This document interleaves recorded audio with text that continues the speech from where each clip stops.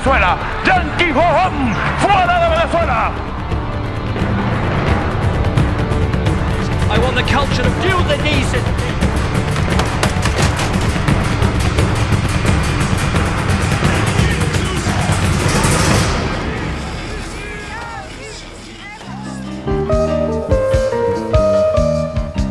Buenas tardes, como todos los sábados estamos aquí con ustedes para tratar de comprender cómo y por qué el mundo gira al revés. Tenemos por supuesto mucha información, vamos a actualizar alguna, otra que tiene que ver con aniversarios. Se cumplen hoy 25 años de lo que fue en su momento el referéndum en contra de Pinochet, organizado por la dictadura militar en Chile, que Pinochet perdió con aquel famoso no. Evelyn Matei, la candidata a la derecha chilena, está diciendo que ese fue un gobierno decente, que por eso entregó el poder. Miren cómo la historia de hace 40 años todavía está presente en la campaña electoral chilena. Por otra parte, el presidente Rafael Correa dijo en Cochabamba que hay que estar muy preocupados y alerta por el avance ultraconservador. La derecha avanza, señala específicamente a la Alianza del Pacífico, y también hay que prestar mucha atención, a las elecciones en Honduras el 24 de noviembre. Es interesante cómo Estados Unidos ya está interviniendo en Honduras. El objetivo, evitar que Xiomara Castro gane las elecciones en Honduras, la mujer de Manuel Zelaya, que fue depuesta por un golpe de Estado. Y murió el general Giap en Vietnam, histórico, que venció a los franceses, a los norteamericanos, llevó adelante la guerra de guerrillas, una pérdida sin lugar a dudas para todos aquellos que en Vietnam combatieron a los franceses y a los norteamericanos. Y hablando de guerras, es muy interesante ver cómo los británicos planifican convencer a la opinión pública de que las guerras son importantes. Les vamos a mostrar justamente un informe sobre este tema con un invitado de lujo, Ramón Reich, un comunicador social y un periodista español.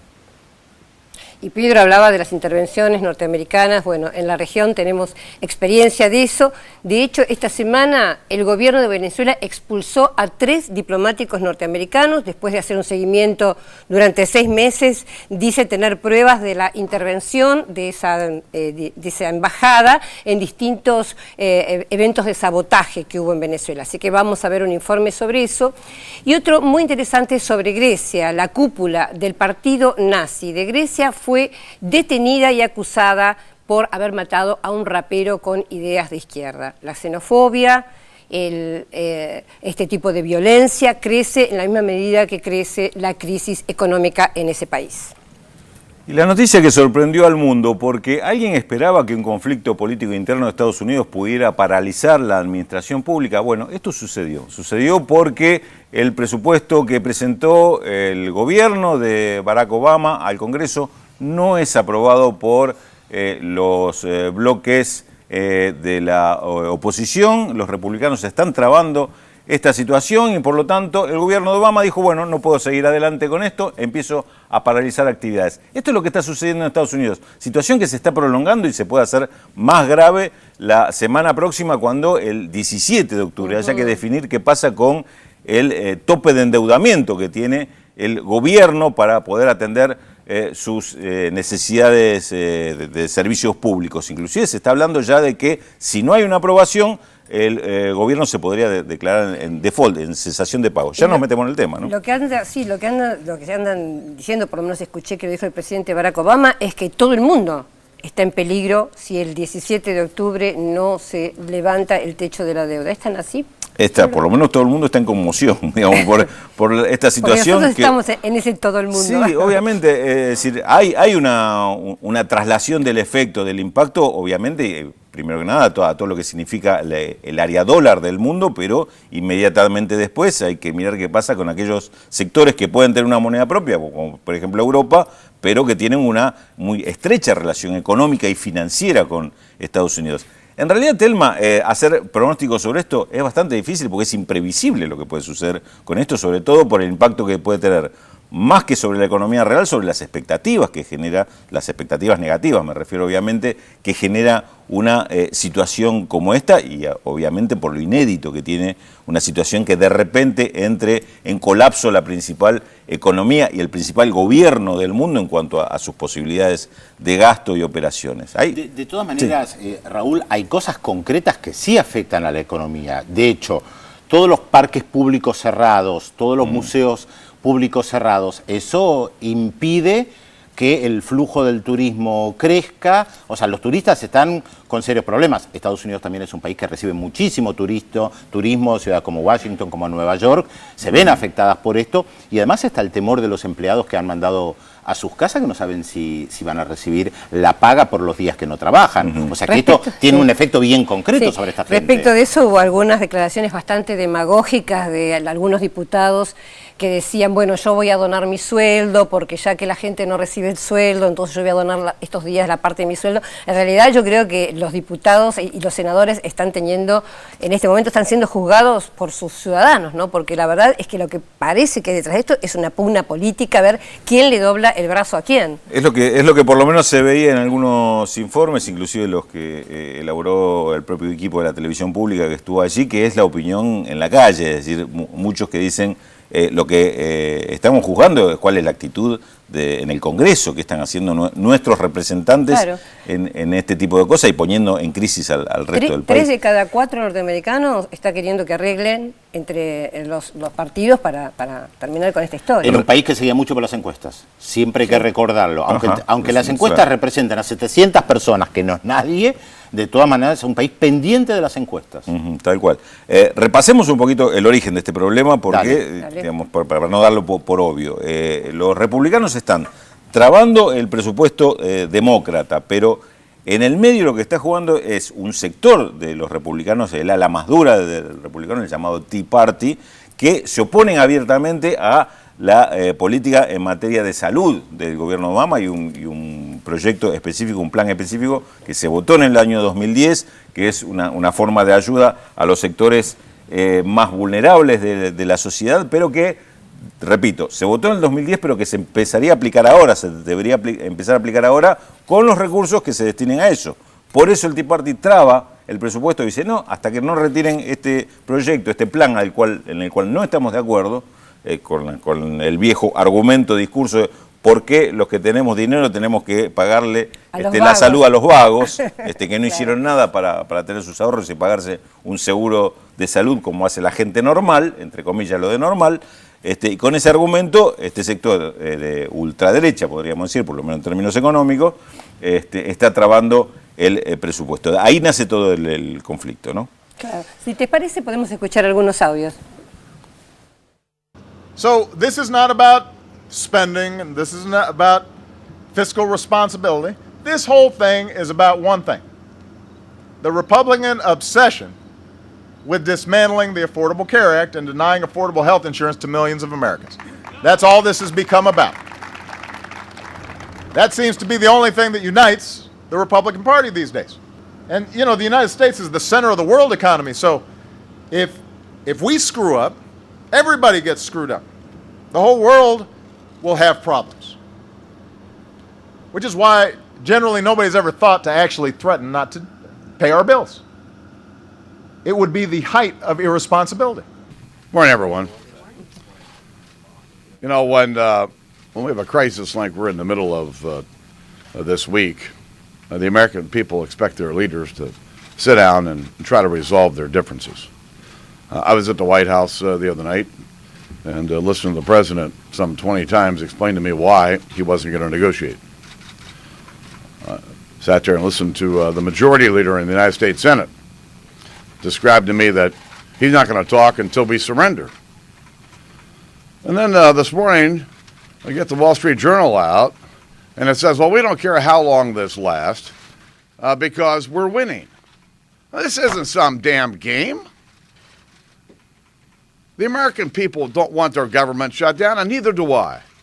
I expect the shutdown will probably be resolved in the next few days. It won't be resolved immediately, and I think it's Congress is understood this isn't going to have huge implications for the economy in the short term, and behaving a bit like a petulant child. If you know the consequences aren't major, you just do. They're just making their point pretty much, and it will be resolved. It's not that significant in the long term. Y para entender un poco más en profundidad qué es lo que está ocurriendo justamente allí en Estados Unidos, en Visión 7 Internacional hemos preparado estas placas para ir explicándoles cuál es la situación. Según la Constitución, el gobierno solo está autorizado a gastar dinero en base a la ley de presupuesto aprobada por el Congreso. Sin esa ley no puede hacerlo. La Cámara de Representantes controlada por los republicanos bloqueó ese presupuesto en rechazo al sistema de seguridad social conocido como Obamacare y que entró en vigencia el 2 de octubre. Ahora, ¿qué pasa? El cierre del gobierno ocurre ahora porque el año fiscal en Estados Unidos justamente va del 1 de octubre al 30 de septiembre. Al terminar ese periodo, el gobierno debe tener el nuevo gasto aprobado, cosa que no ocurre. Según las leyes federales, el gobierno cometería un delito si gasta el dinero de los contribuyentes sin autorización del Congreso. Al comenzar el cierre del gobierno, los empleados federales cuyo trabajo es considerado no esencial es suspendido hasta que se supere esta situación. Hubo 17 cierres del gobierno desde 1977 a la fecha. La mayoría no duró más de 3 días, pero en un caso, en 1995, se extendió por 21 días. La situación puede agravarse el 17 de octubre porque ese día el Congreso debe autorizar a la Casa Blanca a contraer más deuda para seguir funcionando. Si no lo hace, el gobierno de Estados Unidos no podría pagar sus deudas y, por supuesto, entraría técnicamente en default. Una cesación de pagos derrumbaría los mercados bursátiles, elevaría las tasas de interés, reduciría el ritmo de expansión de las empresas y reduciría además el consumo. Las consecuencias afectarían no solo a los Estados Unidos, sino a todo el mundo, ya que se trata de la primera economía global. Una aclaración, ahí se mencionaba el Obamacare, que este no es el nombre de la reforma sanitaria, es el nombre que le han endilgado los opositores republicanos y que han tenido en gran medida éxito en los medios de comunicación. Claro, le dicen como que es una reforma de Obama y suena despectivo llamarlo Obamacare, pero efectivamente así aparece en gran parte de los medios de comunicación. Ahora, yo no sé si ustedes le prestaron atención a lo que dijo el representante de los republicanos, que Obama no va a negociar, que no quiere dialogar. Y les pregunto, ¿se habrá convertido en un líder tercermundista Barack Obama? Al estilo Chávez, Cristina Fernández, Rafael Correa, Evo Morales. No quiere dialogar, no quiere sentarse a negociar. Está exasperado, lo dijo. Está muy enojado. Crispado, está crispado. No quiere saber nada con los republicanos. Qué cambio, ¿eh? Qué cambio de dirigente de todo el mundo a dirigente tercermundista que no quiere saber nada con la oposición. O será al revés, que el Congreso se está comportando como algunos congresos latinoamericanos desde la oposición lo que hacen es trabar la gestión del gobierno. Claro, del gobierno, porque vos dijiste presupuesto demócrata, en realidad es el presupuesto del por gobierno, supuesto. del Estado, de la nación, no es el presupuesto de un partido. Y un detalle interesante, por un lado el Obamacare, como decís vos bien, que es el nombre que le han endilgado sobre todo la oposición, ya pasó varias cautelares y también llegó a la Corte Suprema y la Corte Suprema la aprobó, o sea que ya pasó por todas las instancias y está aprobado, debe ponerse en marcha. No sé si eso también les recuerda alguna cosa. Y por otro lado, es interesante el tema del presupuesto, porque efectivamente están recortados todos los salarios menos los del Pentágono. Es decir, el Pentágono, una gran parte de lo que están los funcionarios civiles, sí tiene recortes. De hecho, hoy estaba leyendo que es el empleador más grande del mundo, el Pentágono, pero en el caso de los militares específicos, en ese caso no corre recortes, digamos, un recorte de salario, sino que van a cobrar el sueldo de todas maneras. Ahora, te quería preguntar, Raúl, vos que conocés algunas cuestiones económicas con más claridad, lo entendés mejor, ¿qué significa exactamente que técnicamente entraría en default Estados Unidos? Porque la palabra default asusta mucho, especialmente a la Argentina. Sí, y bueno, y más tratándose de Estados Unidos asusta a todos, ¿sí? Pero no, técnicamente significa que no solo deja de pagar sus deudas, en este caso no es la deuda externa de Estados Unidos la que se deja de pagar, sino que dejaría de pagarle a proveedores, por ejemplo. No podría disponer de fondos para pagar las deudas habituales de los gastos de gobierno. Esto es lo que más preocupa en Estados Unidos en particular, el tema de que ahí sí se provoca se pone un freno de mano a la economía, porque todo lo que es gasto público en Estados Unidos, prácticamente como cualquier otro país, es una parte importante del circuito económico, de la actividad económica, del Producto Bruto, y en este caso sería paralizar por los días que dure esto directamente esa parte de la actividad económica, es decir, una serie de de empresas que viven fundamentalmente de venderle sus servicios al Estado, al sector público, se quedarían sin fondos, por lo menos en ese periodo. Por eso, digo, hay un aspecto que yo creo que es el gran interrogante que se plantea a partir de ahora, cuando ya empieza a correr el reloj, digamos, que llega el día. ¿Hasta dónde es el tironeo? ¿Hasta dónde es la presión? ¿Cuál es el propósito? Porque si es simplemente pasarle el costo político al gobierno de Obama, me parece que está claro que ya el costo político lo van a pagar todos. Ahí no hay un costo político que se acumule de un solo lado. El tema es en las elecciones, cómo lo pagás. Porque Claro, bueno, con Clinton en su momento los republicanos lo pagaron y perdieron las elecciones. Sí. Entonces Sí. acá hay un tema clave. En estas encuestas que yo comentaba antes, dicen que gran parte de este 75% que están en contra y que quieren que se pongan de acuerdo los dos partidos, más de la mayoría cree que es culpa de los demócratas. Y menos de la mitad de los republicanos. Es decir que no se sabe quién va a pagar el pato, si los demócratas o los republicanos. Voy al segundo interrogante a propósito de esto que decís. ¿Qué es lo que están dispuestos a ceder cada uno de los sectores? Es decir, los demócratas en el gobierno, si alguna de estas culpas la asume y dice, bueno, no caminó esto, vamos por otro lado, acepto algún tipo de condicionamiento que le planteen los republicanos. Y la pregunta ligada a esto, ¿cuáles son esos condicionamientos? ¿Simplemente el Obamacare?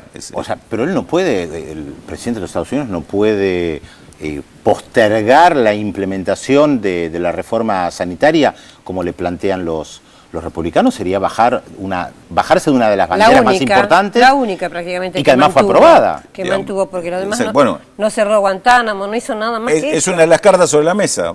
Es muy probable, digamos, que no pueda llegar a eso. Digamos, entonces, ahí es donde la negociación se hace bastante complicada, porque hay que buscar alguna alternativa, o pensar hasta dónde llegan los republicanos con este tema.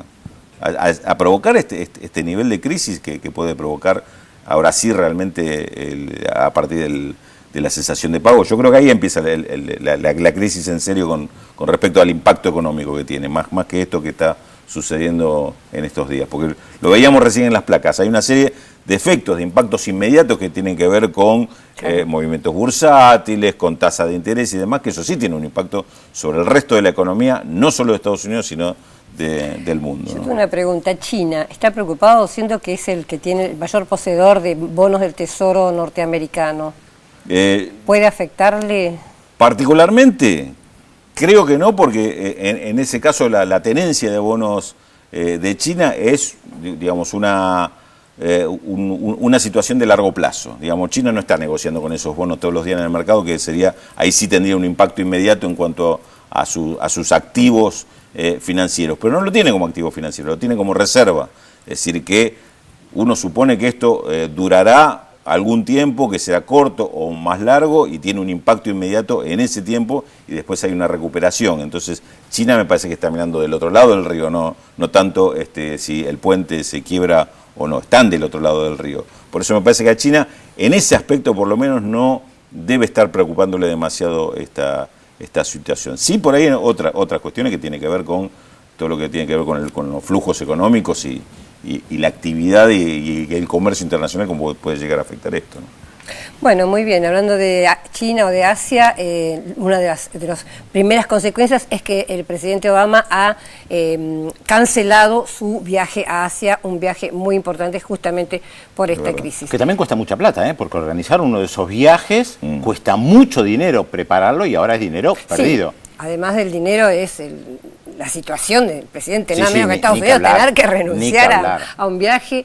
Va a ir Kerry, que se tiene que encontrar con su par ruso, así que... Bueno, vamos a saludar a Félix Taylor. ¿Qué tal, Félix? ¿Cómo Hola, estás? ¿qué tal, Telma? Muy buenos días a todos. 15 grados 4 décimos la temperatura en la capital federal. Vamos a estar, como siempre, con muchísima información, como lo hacemos sábado a sábado, aquí en Visión 7 Internacional. Desde ya están viendo los teléfonos 0800 444 1777 4535 0709. Allí ya estamos recibiendo, por supuesto, mensajes de nuestros televidentes. Raquel de San Telmo felicita por el programa. Daniel de Gualeguaychú dice que Visión 7 Internacional es su programa favorito y quiere que hablemos sobre el conflicto con Uruguay.